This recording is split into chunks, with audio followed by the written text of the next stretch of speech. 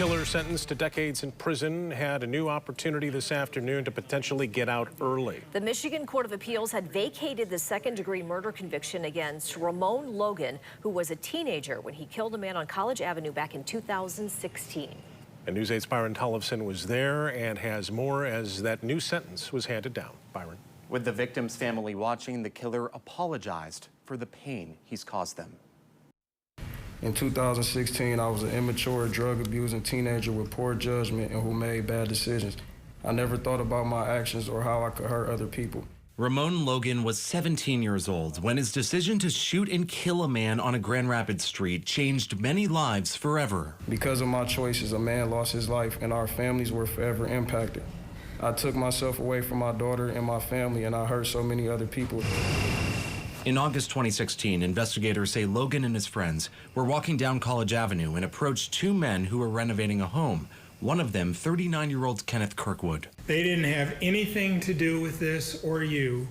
They weren't causing any problems or troubles. It soon escalated into a confrontation, with Logan hitting Kirkwood's coworker in the face with his gun. Kirkwood then stepped forward. You shot him 8 times. And there is no excuse or justification for that under any circumstances. Judge Mark Trusock presided over Logan's trial and in 2018 sentenced him to a minimum of 38 years in prison and a maximum of 100 years behind bars, going beyond guidelines that judges usually follow but don't have to. We heard testimony from numerous witnesses about how you had basically been bragging about the shooting. In fact, the court realized that you were actually proud of this, quite frankly. That case went to the Michigan Court of Appeals, which ordered Trusock to hand down a new sentence for second-degree murder, saying he didn't fully explain why he exceeded normal guidelines, bringing us to today, where Logan said he has taken steps to change his ways in prison. Well, this is not how I want to live my life.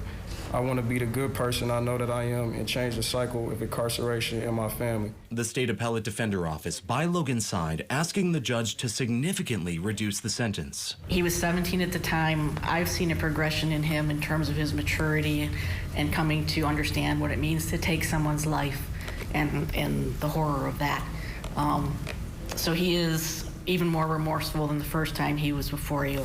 After hearing it all, Trusock chose to keep a long sentence, only changing what was a minimum of 38 years in prison to a minimum of 31 years, telling Logan there's no excuse for taking a life. This was clearly a cold-blooded murder. Last summer, the Michigan Supreme Court ruled that judges can no longer automatically sentence 18-year-olds convicted of first-degree murder to life in prison. Many other previously settled murder sentencings are now being revisited because of the law. That does not apply in this case, as Logan was convicted of second-degree murder.